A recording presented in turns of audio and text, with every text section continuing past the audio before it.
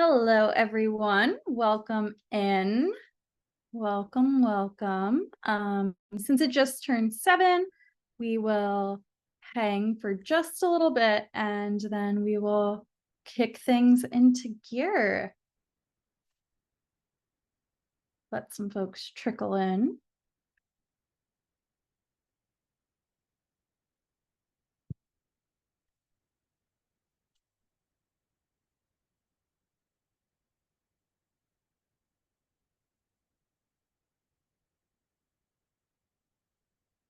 Alrighty, so let's go ahead and get things started. I'm going to go ahead and share our program for tonight.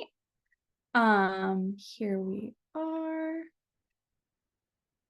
Alrighty, so welcome to another virtual parlor chat, or welcome for the first time if you've never been to one before, with the Morris-Jumel Mansion. My name is Danielle. I am the Public Programs and Visitor Services Manager at the Morris-Jumel Mansion, and one of the very fun things that I get to do is not only these virtual parlor chats, but I get to organize and plan and help host and guide paranormal investigations of the mansion. And that is what brings us all here today. So that's very exciting.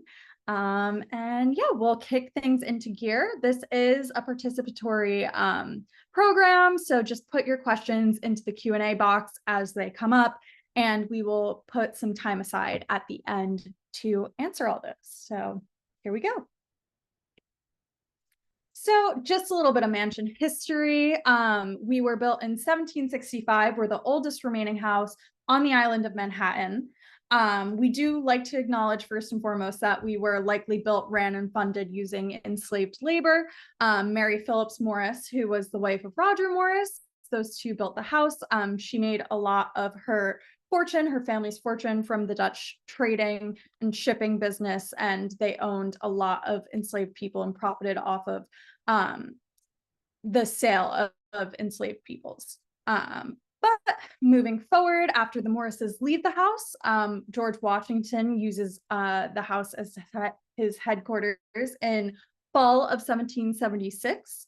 And then after a while, it later housed Eliza Jamel, former Vice President Aaron Burr, and Anne Northup. And fun fact, just for this program, I threw this in here. We are said to be one of the most haunted sites in Manhattan. And going all the way back to 1810, Eliza actually got a pretty significant discount when she purchased the house in 1810 due to claims of paranormal energy. So we have a very, very long, deep history within the house. And just a little bit more of the housekeeping. As you can see, we have a few more programs coming up for September and then into October. We have a really cool program with the Washington Heights Chamber Orchestra with the music of Bridgerton. It's a picnic, so bring a picnic blanket, some food, and it'll be a very fun evening. We have Family Day, which we have every month, and another virtual parlor chat.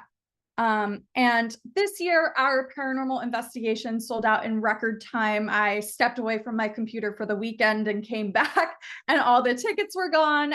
So I highly encourage you to hop on the wait list. I'll give you a second to scan the QR code and go ahead and take a look at that, just so you can get information about our paranormal investigations, just because the wait list is pretty long and people got those tickets quick. So we're looking to have some more in the coming months, finishing out the year and into the new year. So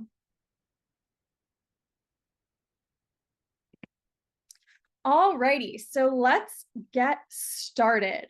What is a paranormal investigation? So you kind of hear this term loosely thrown around in a lot of different places, but the main thing that we like to say from our definition, a paranormal investigation is an investigation of a location, and it doesn't just have to be a house. As you can see, I listed a store, a place of worship, and it's to resolve if claims of energetic entities are present. If they are present, it's a big what if. sort of thing. You can affirm or refute the presence or existence of ghosts during these investigations. And they've been happening throughout history. Believe it or not, we are not the first people to, believe in the paranormal and kind of want to bridge that gap between the living and the dead and the paranormal sort of realm that may or may not be lingering. And there are examples in the Epic of Gilgamesh, which was written in ancient Mesopotamia, which was our first civilization. So we're going really far back with this. So why does MJM host paranormal investigations? You may be wondering, I know that we have that big, long, history of being haunted, but, going back to Eliza and all the sorts of things that she claimed moving into the house, it was kind of fashionable to believe in ghosts and be haunted. It also added this air of importance to the house. But Eliza is our most famous resident ghost. We have this amazing story that really put us on the map in terms of paranormal activity and people really being interested in the paranormal aspect of the house of Eliza on our balcony. So the story goes, going all the way back into the 60s, that Eliza appeared on the balcony, burst out angrily to yell at a group of school students who were waiting for the curator to let them in for a school trip. And they were kind of roughhousing around. And a woman in period clothes burst out onto our balcony on the second floor and said, "Quiet, my husband is ill," admonishing the kids, turns on her heel, goes back inside. They're like, "What was that about?" Very weird experience. But then the curator comes and gets them. She brings them inside. The teacher asks, "What was with that lady? What's with your coworker? That's a little weird." And the curator says she's the only person there, but the kids are looking at the giant portrait of Eliza and the grandchildren that we now have in our entry hall. And they're screaming and pointing, that's her, that was the lady. And we didn't really tell the story of Eliza at that point. So there was no way that they could have known it was Eliza. Eliza wasn't this, figure that we talk about all the time. That was just one of the really cool, big historic objects that was left in the house, but her story wasn't told in the same way as we do now, if you're familiar with the mansion. So that was kind of the first thing. There was a New York Times article written about it. Everybody was wondering about it. And we actually had one of the students come back, I think just a few years ago, and he was swearing that, it happened for real. So that was kind of the big segue into our paranormal investigations. But then obviously there are people who are at the mansion every single day. Staff is experiencing these weird, interesting things. You're in the house alone. Maybe you hear something or someone, or you hear footsteps, or you hear a piano playing, and you don't really have an explanation to how that's happening. So yeah, there's been a few of those. It also gives us a new and interesting perspective on the history of the mansion. I know we talk a lot about history being in the past, and it kind of doesn't feel like you can reach out and touch it or relate to it in any way. But when you think about it as if someone is right in the room with you, listening to what they say about you, it really adds a new layer and sort of a humanization to history that you don't really get when you're just talking about it as if, these are people and things that are so far removed. But then with the mansion, we housed both sides of the Revolutionary War. We had the Continental Army, George Washington's army, but it was also rented to the British and the Hessian troops by the Morrises after Washington's army left. And there were hundreds and thousands of soldiers encamped. And we know that it was a tavern and a stagecoach stop and inn. So people were passing through left and right.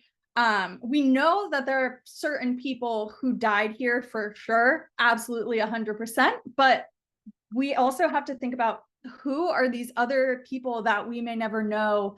Not only the people who just stopped by to visit as a guest, but also the people who worked there, the people who maybe history has ignored for, all these years, and maybe they're still around. So, one of the most frequently asked questions that me as the visitor services manager and my visitor services team gets is, how can I investigate paranormal activity on my own? And if you see the little Stay Puft Marshmallow Man, that's us coming to tell you about how you can do that. So, step one is you have to familiarize yourself with some common definitions. So, an intelligent haunting is what we consider ghosts that, might be the first thing that pop into your head when you think of a ghost or you think of paranormal activity. These are things that can communicate with us, touch us, hear us, see us, be around us. They're sort of this exact replica of a human in a way that is just a paranormal being, is the way that I think of it. So they're thinking, feeling all the same things as you. Then you have a residual haunting. So a residual haunting is sort of like the energy of a memory. You can't interact with them, they can't interact with you, they don't even notice that you're there. And that's sort of the definition of that. And it's different because it's not exactly, you're not interacting with these things. A residual haunting is going to be the energy of a memory, and they may be stuck very well on this loop going over and over and over.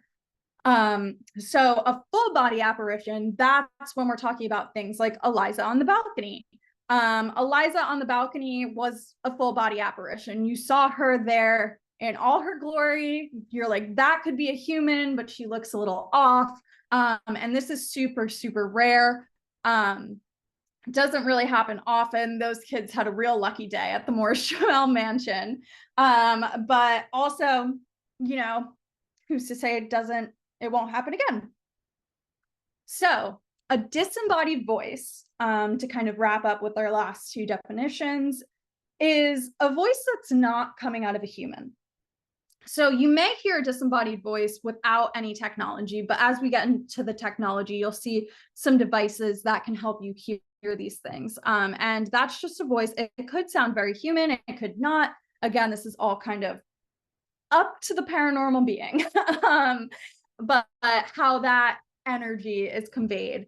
And then an orb. An orb is sort of half-baked full body apparition. So you're not exactly seeing the entire body, but maybe you're seeing light, you're seeing flashes of something. It's a visual indicator that there's some sort of paranormal activity going on. Okay, so step two, and as a big history nerd, I feel like this is the most important step. But I like to identify and research my locations, and going back, to kind of like a golden rule of research, know at least the 4 W's, as I like to call them: who lived, worked, etc. in this location. So in the case of the Morris-Jumel Mansion, we know that it was Roger and Mary Morris, but it was also Stephen and Eliza Jumel. We know that it was also her adopted grandchildren. So we know that it was Eliza Jumel Perry Carroll and William English Chase and Nelson Chase, her son-in-law. So all these people, and any names that you could find, are really, really helpful for context, and for some more that we'll talk about later. So what did these people do here? You're going to find sort of an array at MJM, and I'm sure at a lot of locations, especially if these are really old historic locations. At MJM, we had, enslaved people who worked for the Morrises. That's what they did here. But we had the Morris children who were well taken care of. This was their summer vacation home. This was not a place of work and hardship for them. So knowing the different experiences, what they did here, we even have, the tavern owner, his name was Talmadge Hall. and he operated a tavern. So we know that is part of the what. When were they here? This is a bit easy, because usually if you know their name, then you can kind of pinpoint when they were there, for sort of these like main characters that you might be looking for. But there are others that might be a little bit more difficult. So that might take a little bit more digging, especially if it's maybe someone who you're not sure if they were there for a very long time and they feel a little bit obscure in the history books, and their story's not really being told. And then the last thing I like to take into consideration is, why might these folks still be around? What is keeping them here? Why would they, if they're choosing to stay, why do they want to stay? Why are they attached? That sort of thing. It always kind of helps when you have a little bit of a hypothesis going into the situation. So step 3 is going to be gather your tools. So many paranormal investigators use tools that already exist for other purposes. So you can find these on Amazon. Sometimes they're labeled as ghost, paranormal activity, hunter, tools, or sometimes they're just labeled what they are, and what they're used for in sort of a day-to-day arrangement. So they range in price. Some things are very, very steep and expensive in price, and some things are relatively cheap. So here are a few examples of some common paranormal investigation tools. These are things that we use at the mansion on our paranormal investigations.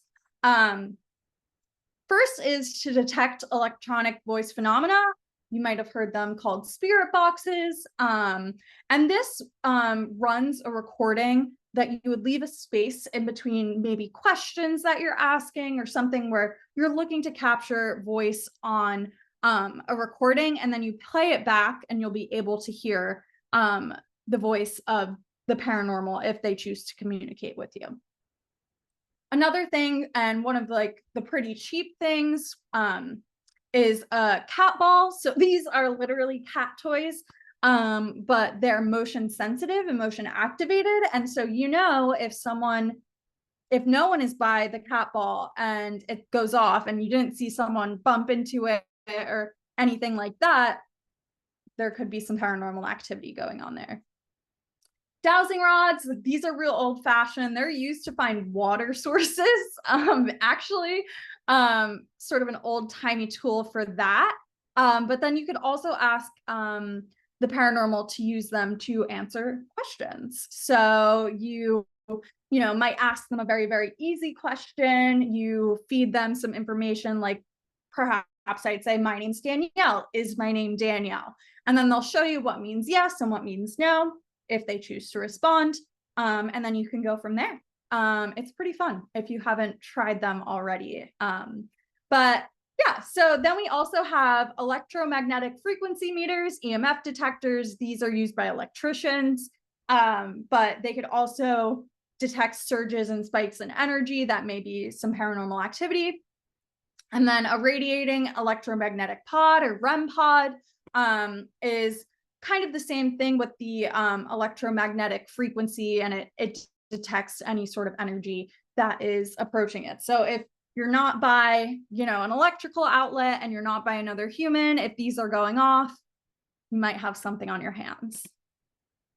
So step 4, the good stuff, begin. So what you want to do when you go into the environment that you're investigating is make yourself known by saying hello. And as simple as that sounds, it's very helpful. And ask whoever is present to make themselves known. You can use names found during research. So if I'm in the Morris-Jumel Mansion and I want to maybe see if Eliza's there or if Ann Northup is there, I can say, hi, my name's Danielle. And I'd really like to talk to you. And Miss Northup, would you like to speak? I have a few questions. Eliza, would you like to make yourself known to us? And you also have to open yourself up to any energetic presences that may be around. So you really have to be willing to be a part of the investigation yourself and open yourself up to whatever may be in the space that you're also in. So step 5, if things, are kind of hitting, you're kind of rolling with things and maybe you're hitting a lull, or maybe you just want to see if you can take things a step further, you can utilize some tips and tricks. So one is to dress in period accurate clothing. This one's always fun because, with Halloween and costumes and things like that, it always adds a fun extra layer. I know that mansion staff likes to dress up on our investigations. And it adds, a fun layer, but it also provides the paranormal with some sort of familiarity, which may make them more inclined to reach out. Another thing is that you can utilize people's material possessions. So furniture, books, jewelry. I know that in the William Chase room, there is a book that gets a lot of activity. And so we don't know exactly who is attached to that book, but the paranormal attached to objects and can attach to objects.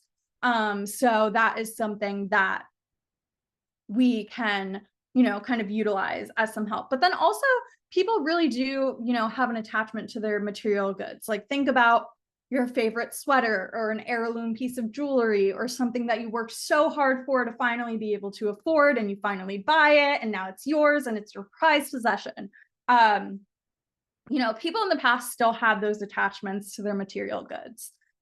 So it's important to try to, utilize that as a tool.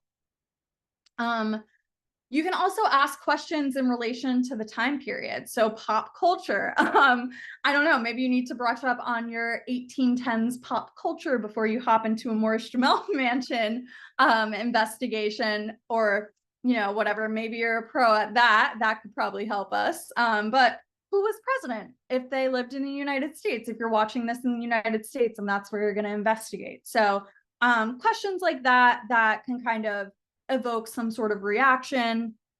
Another thing that we found is playing popular music from the time period is also a really cool thing. I know that they kind of respond very well to. At one point, I think a few years ago, we played some colonial Christmas music because it was around that time of the year, and all of a sudden cat balls started lighting up everywhere. So that was pretty cool, kind of proved a theory right. And again, could be another connection. Number 5 is to be kind. It really is difficult to get any sort of response from a human when you're not being kind. And so that's just something that to keep in mind, that these were once humans as well. And even though now they may be a paranormal being, being kind gets you a very, very long way.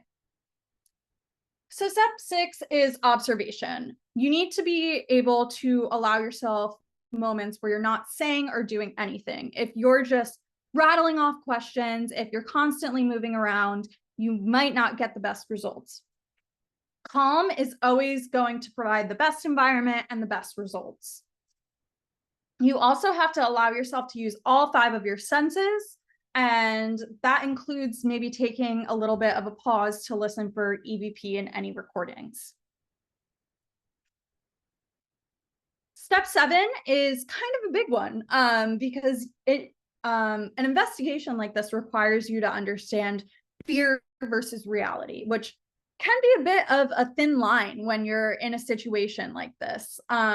Fear is a very, very natural response to the unknown. It manifests in so many different ways. You could get goosebumps, excessive alertness, a heightened heart rate, feelings of abnormal heat or cold. And so it is really important to distinguish fear from some paranormal activity. Step 8 is to identify physical paranormal indications. So first, you're going to take a step back. You're going to think fear versus reality. Think about those things that we just talked about on the last slide and say, okay, this is fear. This is not fear. This is my fight or flight response. This is not. Really taking a second to reflect. you may be able to establish that it's not fear and it's not caused by a living being. So we may be encountering some sort of physical paranormal experience.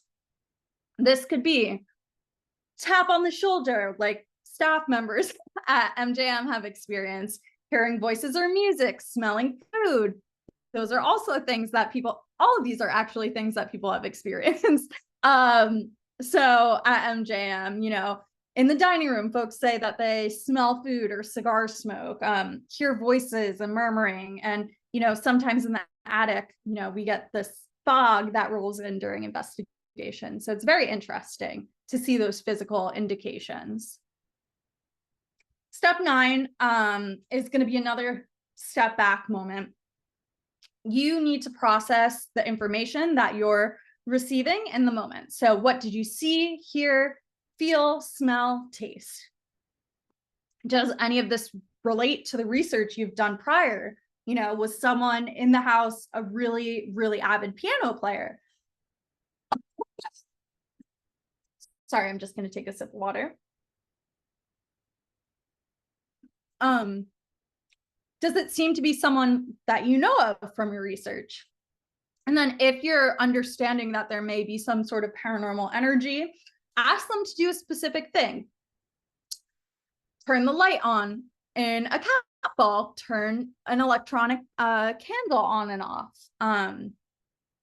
If, this was some paranormal, you can say, hey, was that you? If it was, can you turn the cat ball off?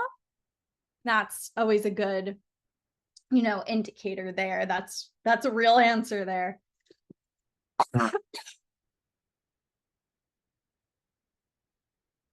So post-investigation, what we like to do is we like to write down our experience as soon as possible. It's fresh in your mind.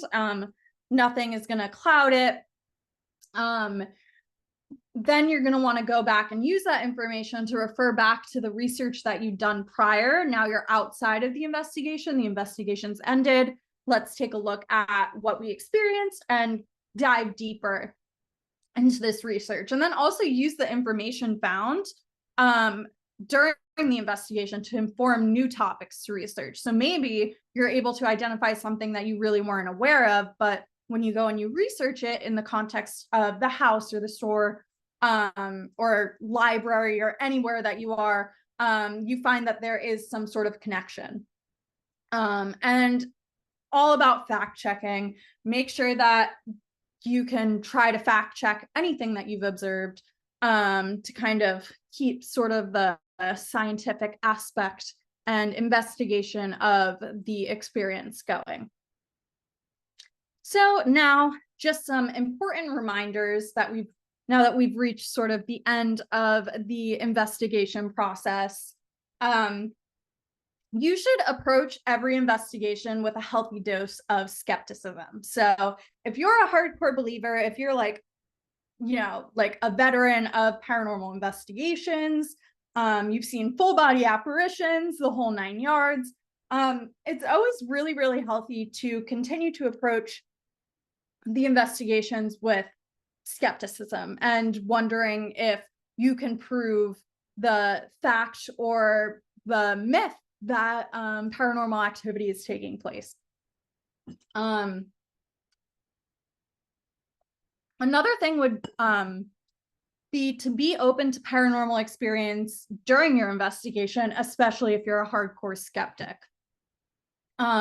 Or if you're like me, who gets a little scared in those situations and kind of closes off those energetic barriers, you want to make sure that you're really open to any sort of energy and staying mindful and aware of that. So now, sort of like a more based in reality thing here with the day-to-day processes of things. And obviously we're not in 1765. There are electrical outlets in the Morris-Jumel Mansion, and so we do this and we make sure that everybody is aware of this going into investigations. And I think it's very important for you all to bring into your own investigations. Use critical thinking skills to dispel like any false paranormal indications. So EMF spikes, but you were standing right next to an electrical outlet.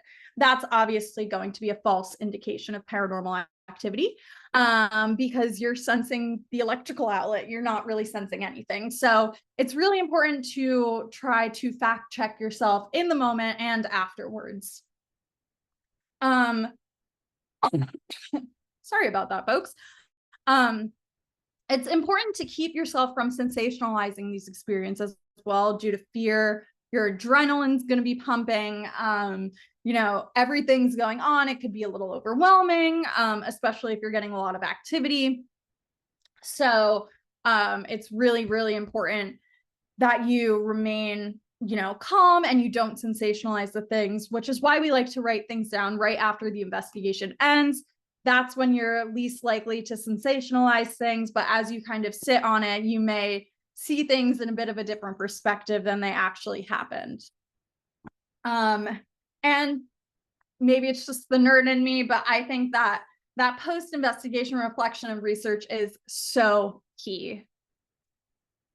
Some more reminders. Interact with the paranormal how you would interact with other living beings. I think too far often we see these YouTube videos, and I'm not going to name names, but they don't really speak to the paranormal beings that are in the places they're investigating with the most kindness. They kind of go into it in a way that you would never speak to a human. But really approaching them, as like they were once human, and understanding that is going to get you so much further than, asking snide questions or making snide remarks and being very rude to them. So another thing that's pretty important is setting your boundaries with the paranormal. You can and should ask them not to follow you home, not to attach to you, not to attach to anything. And they'll listen. I mean, it's not like they necessarily need or want to go anywhere. It's just always good to set those boundaries, just like you would in your day-to-day life. Another thing that is important is to remember that this is not a true scientific experiment, and your investigations may not always garner a result. So this has not been a process that has been properly proven via the scientific method, and all the ways that are really important to make sure you're testing in proper ways that, we can scientifically experiment on different hypotheses and things like that. There are so many variables and so many things that can change day to day. And it's, a real interesting, awesome thing to do. But you also have to remember that, we are in a place where we don't have all the answers to this, and there's no real one way or one, solution to having this, work through in a very methodical way, because everybody's very different. All the energies are different, which kind of leads into the next one, which is that every person brings their own attachments into each investigation. And an example of this at MJM is, I've said it a few times, but we were a Washington's headquarters during the Revolutionary War, and he utilized the far back room on the second floor in the octagon-shaped wing as his war office. And we obviously investigate there during our paranormal investigations, and someone who's, relative far back on the line owed George Washington money for land that they had purchased but never paid him for. And when she mentioned that in the room, all sorts of things started going off and beeping and buzzing. And so she had that attachment to, we don't know who it was, but something to do with George Washington and that person's ancestor. And so you have to examine each instance of activity for causes relating to this. For example, in a recent paranormal investigation, one of the questions that was asked when they were using the dowsing rods was, "Who are you here with?" And the dowsing rods immediately pointed to another member of the investigation. So that wasn't even an MJM ghost. That was someone that someone brought along with them. So it's really interesting. But yeah, I'm going to stop my screen share and open up the Q&A section, and we can get into that.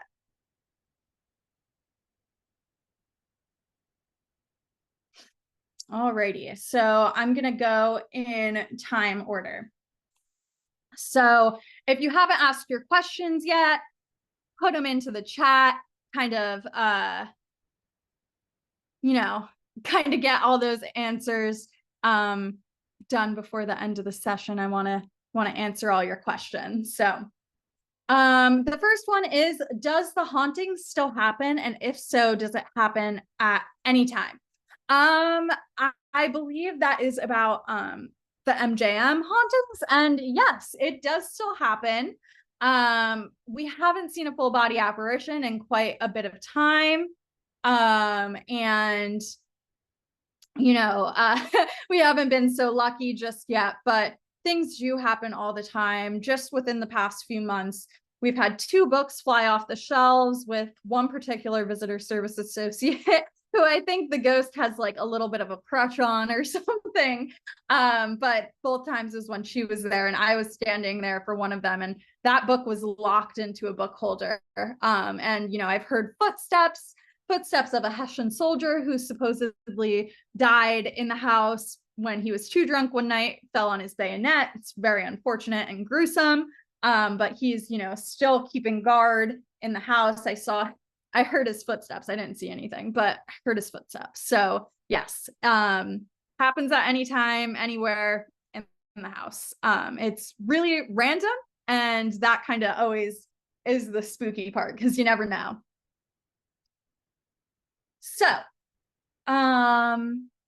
So one of the questions is, can a haunting or a ghost touch you physically and / or spiritually? So I think that a good way to answer this is maybe mentally you can feel maybe some sort of connection or draw rather than spiritually. I don't believe, we're kind of going to dive into that, aspect of things. This is obviously more just like cut and dry than questions of spirituality. But physically, yes. And people have said that we've had ghosts that have tapped them on the shoulder, flicked earrings, turned things on and off. So if they are an intelligent haunt, this is completely possible. So one of our viewers asked, why is Eliza still hanging about? Does she have unfinished business? So Eliza lived in the house from 1810 to 1865. She died there at the age of 90. She lived in that house longer than any other resident. One of the things that's important to realize about the Morris-Jumel Mansion is at one point it was the Washington's Headquarters Association, and we did not talk about Eliza. And so there is sort of this theory amongst the staff at the mansion that the reason why there was so much paranormal activity, with Eliza and that full body apparition and sort of her hanging around and making her presence known, was because we didn't talk about her in a good light. So our first curator was like a pretty grumpy guy. He really wasn't, a feminist, and he refused to speak about Eliza in a good way, and we weren't telling her story. And she was like, this is my house. George Washington was only here for 5 weeks. Like, I was here for, a good long bit of time. So, there was a lot, that was left, I guess, unfinished on her end, but, now we can love her. So I'm sure it's a great place for, if you're an intelligent haunt, to be. It would be a good place. So we also have a question about paranormal events. So I mentioned this in the beginning, and as you head out of this program, I'm going to direct you to our website. Our paranormal investigations are completely sold out. They sold out in a matter of 2 days. I got back to my desk the other day and was flabbergasted. It's so awesome, but we are going to be releasing more dates in the upcoming months. finishing the year into the new year. So sign up on that wait list.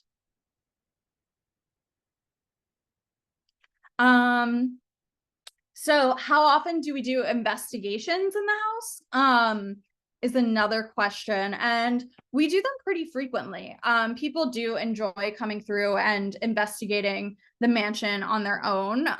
One of the perks of working there is you kind of have that experience all the time. Every day is kind of an investigation. I don't know what's going to happen. So that's pretty fun.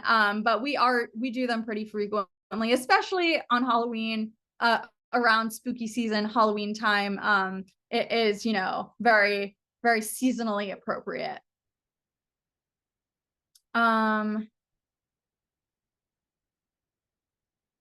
So there's another question. How do we investigate with your team? So we do paranormal investigations with the public. They're guided tours. We don't allow folks to go through by themselves, but we sold out again on all of our tickets. So sign up for that wait list, and you can be notified when we release those tickets and have a chance to get a ticket and go on the investigation with us.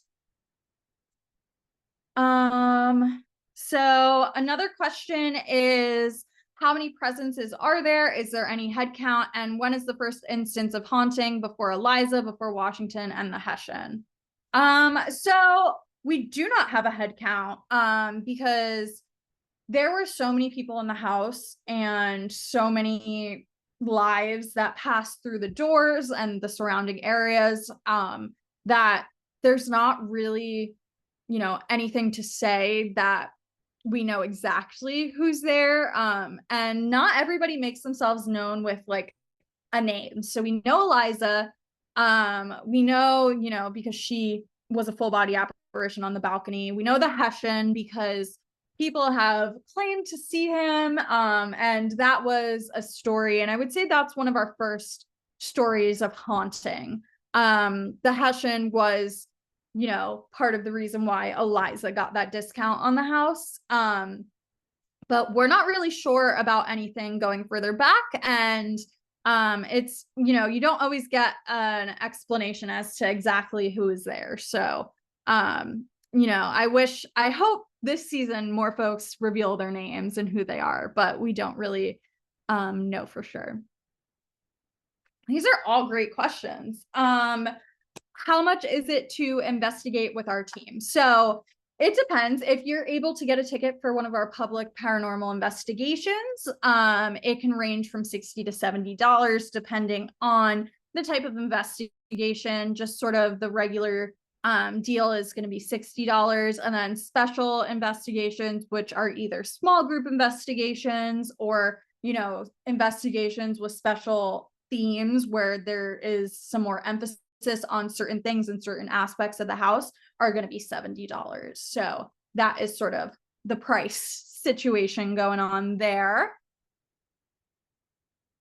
And I've gotten through all the Q&A questions in the chat. So does anybody have anything else?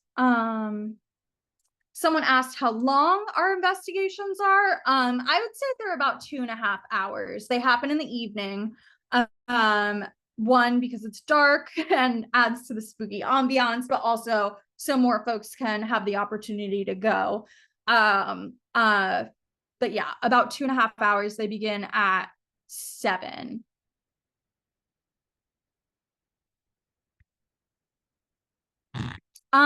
So yes, I will try to get you that QR code again as folks are kind of leaving once we're done with this Q&A portion. Sometimes our wait list is it like has so many people influxing it at one time that it kind of stalls out. So if that's happening, just be sure to check back on the mansion's website if kind of there's no dice with putting your info in tonight. We always have that. It's an ongoing wait list. So as spooky season's rolling around, we've had it stall out a few times, but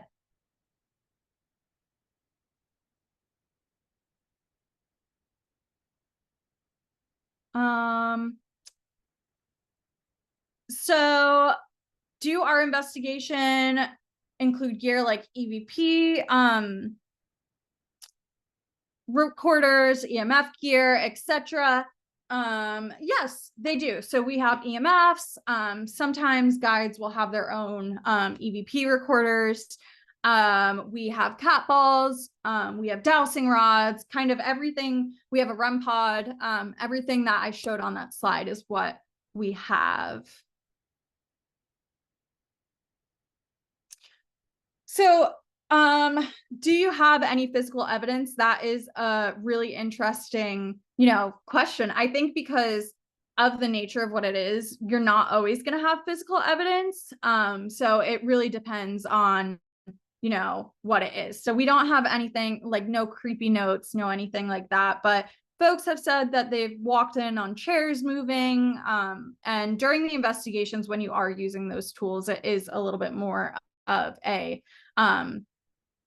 correct, like, physical evidence thing, proper physical evidence. So that's how that's what I would wage for physical evidence. But also because this is kind of based on energies, it's a little bit different.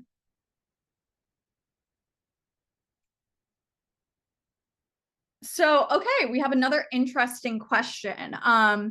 What about Eliza's husband that she supposedly got rid of by helping his death? So Eliza, that story is actually one of the myths. And it's part of the reason why we believe that Eliza kind of had a bone to pick and was hanging around the mansion for so long and, kind of was feeling a little bit vengeful or grumpy, took it out on those poor school children. He actually died of pneumonia, which is really unfortunate. And they really did love each other. And at the time of his death, Eliza was already the one who was operating legally all of his business and financial proceedings and all of the land in New York in America. Stephen was over in France operating the shipping business. And at one point between their travels back and forth, Eliza comes back with his power of attorney. So she is a businesswoman in her own right, and she does pretty well for herself. And yeah, so it wasn't, when you come into a lot of money, people, tend to make up some rumors, but that one stuck the test of time, I guess, because it's a really good story. But unfortunately, that didn't really happen. I'm not sure if anyone's tried religious music, which was one of the questions, but I'm sure because, in history, religion and music were so closely, tied. I'm sure folks would recognize a hymn of some sort. And okay, EVP's photographs. So I don't have them on me right now. We do have EVPs, and one photograph that folks believe is the Hessian. It's sort of like flashes of a Hessian uniform standing next to someone. And then there's one EVP that was taken in the basement, which is the colonial era kitchen. And it sounds like it is a soldier responding to a question that a guest had asked, "Are you a soldier?" And someone saying yes. But I don't have those on me. But if that's what you mean by physical, that we do have. So no written notes, but EVPs and photographs, yes.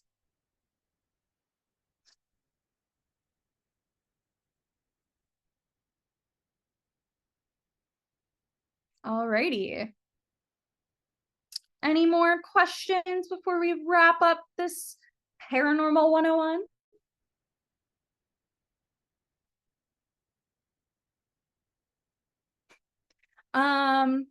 So question about Eliza's religion. Stephen was a Catholic and she was a Protestant. So they were very forward thinking for the time. So yes, free thinking revolutionary French, I believe. Because at the time that would have been an interfaith marriage. But any more questions about all the ghostly happenings and some sort of ghost hunting?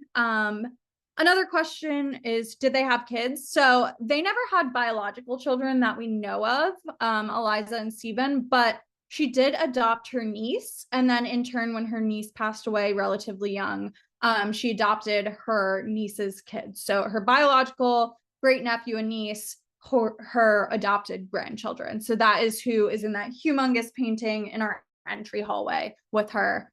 And that is Eliza Jamel Carroll and Perry Carroll. She got married twice, and William English Chase, who may or may not still be in the house. Also, I think people say that Will Chase is still in the house. So I've never had a run-in, but we shall see if he wants to pop in this evening or this season. Sorry. So while we're wrapping up for the evening, I probably could take 2 more questions if we have them. I'll leave the floor open. And I will pull up that QR code once again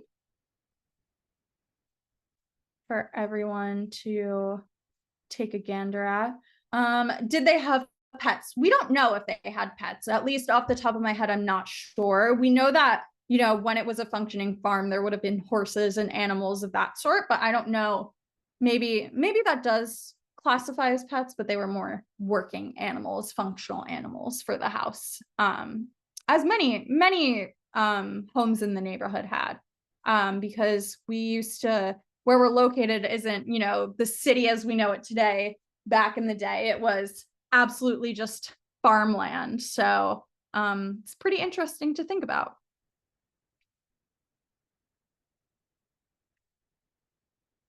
Alrighty, so here is that QR code for you folks. Hopefully you can get a hold of that before we end for the day. But I think we have time for one more question maybe. So anyone have a last minute sort of real burning question about paranormal things before we call it an evening? The floor is yours.